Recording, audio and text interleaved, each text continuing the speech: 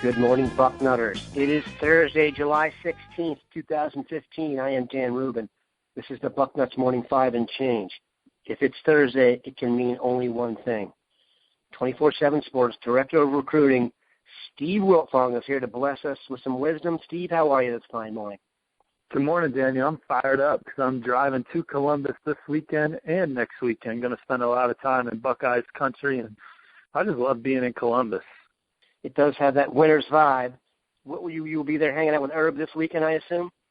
And, this weekend, my brother's getting married. I'm going to stop by the Top Gun camp over at Dublin Scioto, and my brother's getting married. He's lived in Columbus for the last several years, and he's actually going to be a Columbus lifer, I think. And then next weekend's obviously Friday Night Lights, and that's my favorite camp of the summer, favorite college camp, and love going to that. Always a great atmosphere inside the shoe for that, with the fans being in there, and that's my favorite part, is just interacting with the fans and then obviously watching a great camp. No doubt. And we've reminded people of this throughout. If you were in Columbus, not this coming weekend, the weekend after, Friday Night Lights is open and free to the public in terms of like a football carnival or some cool thing you want to go and take your family or check out, kind of a one-time thing. You're going to do it. It's a bucket list maneuver. I would suggest everyone get out there at least once. Okay, Steve, this will be my last show in a little bit. I'm actually going to be out of town here, so people can get really used to Dave the way they got used to us for that 2-week stretch earlier in the summer. But got a host of recruiting questions here. Not the hottest time, so we're having to make some chicken salad, but here we go. Greg Little, the offensive lineman who was once committed to Texas A&M, considered the top offensive lineman in the country. He has decommitted. Everyone thinks Alabama and Ole Miss, but you do hear a little bit of Ohio State mixed in there. What's your vibe on Little? Do you think the Buckeyes have any chance here? Well, if Little takes visits and uses his 5 visits, the Buckeyes have a shot to get an official visit, and LSU would be in that mix also. But, you know, talking to all the buzz around the opening was Alabama, A&M, for Gregory Little, and obviously Alabama's trending right now, and the Crimson Tide look tough to beat, and they're in a position to finish very strong. There's several 5-stars looking really hard into Alabama right now. Gregory Little's one of them. So we'll see what happens this fall, but right now I like where Alabama stands, and we'll see if Ohio State can get him to campus, and if they do, obviously he'll get a chance to see Coach Warner up close and personal, Coach Marotti up close and personal, get to spend time with Urban Meyer, who's the best head coach recruiter in the country. So, I mean, if he comes to Ohio State, I guess you never know, but I put him in the long shot category right now.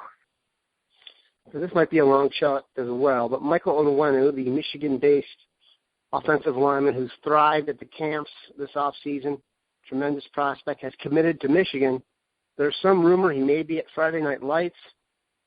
Just in general, is Onwenu the kind of guy you think that can be flipped out of Michigan? And if so, would you think the Buckeyes are in the mix? Well, I think in the state of Michigan right now, there's such a positive buzz about the Wolverines and people that are surrounding Michael right now are pretty excited about Michigan. That I think that'd be a tough flip. But again, if he's coming off, if he's going to come down and spend time with the Buckeyes, and then who knows, maybe take another visit in the fall. And I'm just speculating there. I haven't heard that. You know, I mean, I guess you never know. But right now, I don't see Michael flipping from Michigan. And yeah, he is a very talented player, the number 1 offensive guard in the country according to 24/7 Sports, 370 pounds. He doesn't look 370 pounds. He looks about 325. I mean, he's an athletic 370 pounds of basically in-your-ass football. That's a big dude. Okay, another name that's been bandied about here, this one's actually committed to the Buckeyes. I just haven't heard enough to be totally confident this is going to take place. George Hill out of Hubbard. Do you see him landing eventually at Ohio State, or do you get the vibe he's going to go join his former buddy Larry Scott in East Lansing? Well, I haven't heard anything new since the last time we talked about it. I just think that, you know, until he takes a visit to Michigan State, he appears to be firm to Ohio State. I do think he's having dialogue with other programs. Well, when I say other programs, I think he's having dialogue with Michigan State. I don't know if that's been curbed recently because I haven't honestly dug in to it in a while. But right now, I think George Hill signs with Ohio State. I haven't heard anything different other than that. Obviously, Michigan State, other than what we talked about before, Michigan State would love to have him, and the two parties have been talking. Arguably the star of the offseason on the recruiting circuit for Ohio State has been Jonathon Cooper, the defensive end out of Gahanna Lincoln. He left his junior year, at least from a national perception-wise, as a really nice player. He's since, at least on 24/7 Sports, elevated himself to 5-star status. Do you see any other of the Buckeyes getting a serious bump that you hear or you see on the horizon? I'm not saying like to 5-star like Cooper, but, for example, a guy like Kareem Felder, maybe someone who's possibly been undervalued first blush through that you guys are considering for a bump.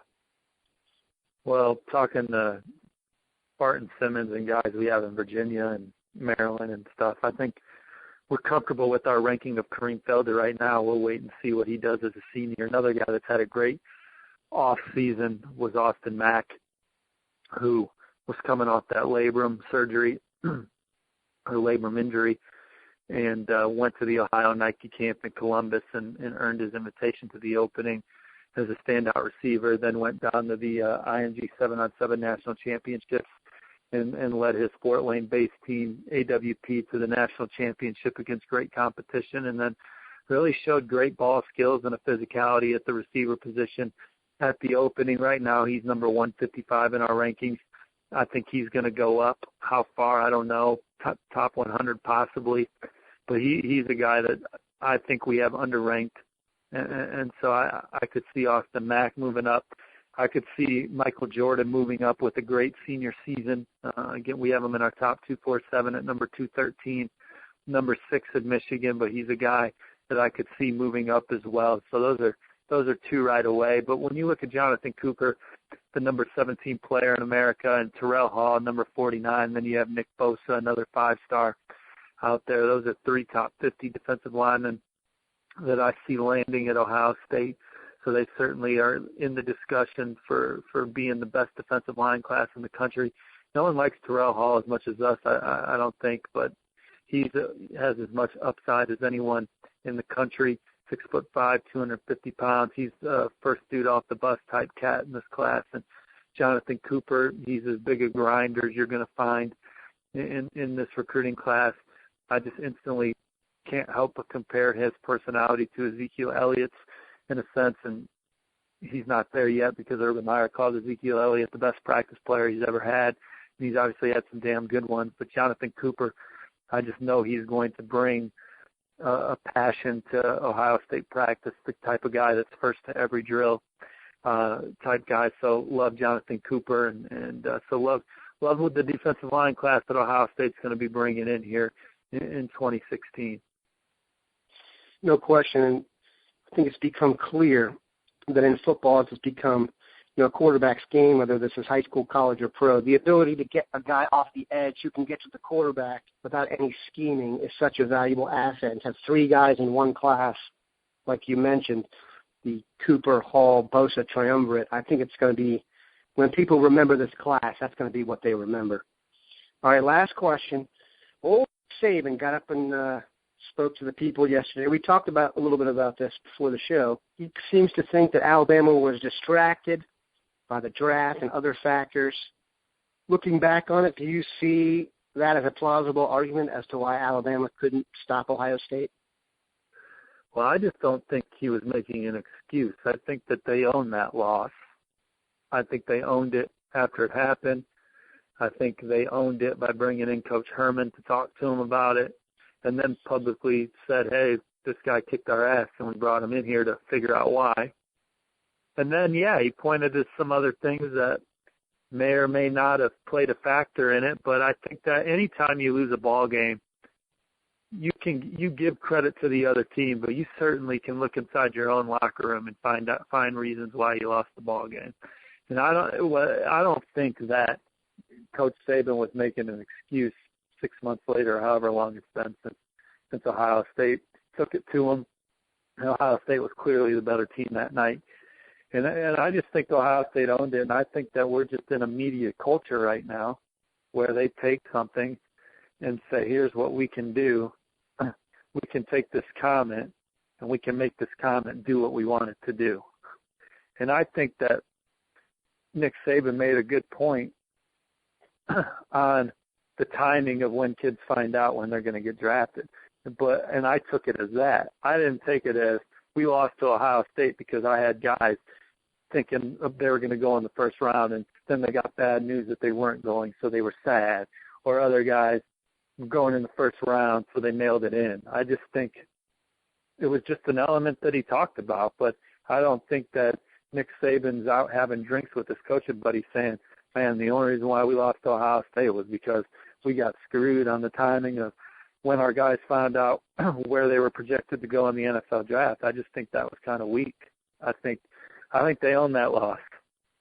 And they certainly got beat that day, and bringing in Coach Herman to talk about it was them trying to figure out a way that it doesn't happen again. So that wasn't an internal thing. They had to get better to make sure it didn't happen again, and they own that. And so they're going into this year thinking they're probably better coaches with some of the discussions they had in the off season after losing to Ohio State. And so that to me showed that they own that loss from a coaching perspective and just on the field perspective. I mean, they didn't just lose on the field and tip the cap to Ohio State and say, you were better on this day. I think they tipped the cap to Urban Meyer and the staff as well as the players and saying, well, we got out-coached that day, and we got to figure out why. So let's learn this off season about how we got beat. And so I just thought that comment was blown way out of proportion. I don't know. What do you think, Dan? I kind of got the feeling that, and I don't completely disagree with you, but I kind of got the feeling Saban was speaking to his own team there, and that one of the things Alabama has had going for it over the last few years is this kind of air of invincibility and this swagger. And I think one thing Ohio State did in that game was punch him square in the head and take the swagger away from him. So he's got to rebuild that. And when you tell a guy, hey, the only reason you blew that is because you were thinking about the $1 million you were going to make, I think kids buy into that because they love the idea of going to the pros and making a bunch of money, and they love the idea of that it was on them, not the other team. So, I love that point you just made. I mean, just saying that you think Nick was speaking to his own team, and he probably was. He's a great coach. He knows what he's doing. And saying, look, guys, and I'm not saying that this is the culture of the Alabama locker room or not, but if you have a bunch of guys that are in there playing for themselves, trying to and thinking about the draft and not thinking about winning football games at Alabama, maybe that was Nick's way of getting another shot in at him, because I'm sure he's been direct with them about it before if that's an issue. And that's just a reminder, hey, we're, I know everyone's got some goals down the road, but we're trying to win football games at Alabama. But that still doesn't mean he was making an excuse for that. That doesn't mean that was the sole reason why they lost the ball game to Ohio State, which is how some people portrayed it yesterday. Agreed, but keep this in mind. And I don't dispute that. But Saban and Urban, to me, are also great at doing this, is that every time they speak with a microphone in front of their face, they're recruiting. So I think Saban getting up there and saying, we have all these first-round draft picks that got distracted, sets up this reality for a recruit that, hey, yes, they got distracted, but they were first-round draft picks, and that's being hammered home in the back of their mind. I love that, too. That's all great points that also say that he wasn't making an excuse, just pointing something out, right?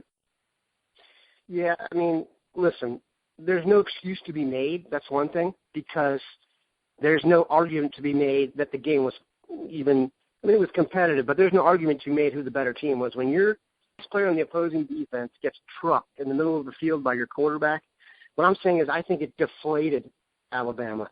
And Saban is on a PR campaign with his own squad to kind of build their confidence and swag back, because as a result of that game, you've had more people say, I mean, for example, just using Colin Cowherd as an example, you got more people coming out saying the dynasty is over than ever. So while I agree with you, he wasn't making excuses, he's definitely changed his tune. And I love that Kirby Smart was said after I read a Kirby Smart story on 24/7 Sports a couple months ago where he was talking about how it could have even been worse. And he's like, well, because Alabama was up at the half, right? But Ohio State scored late. Misfortune that they did themselves. Right, exactly. But Bama was up at the half, but he even acknowledged that he didn't, his stomach wasn't feeling good going into the locker room because they, Ohio State went down the field twice but had to settle for field goals. Then they went down the field another time, and Alabama forced a turnover. And so they knew they were getting their asses kicked even when they were losing.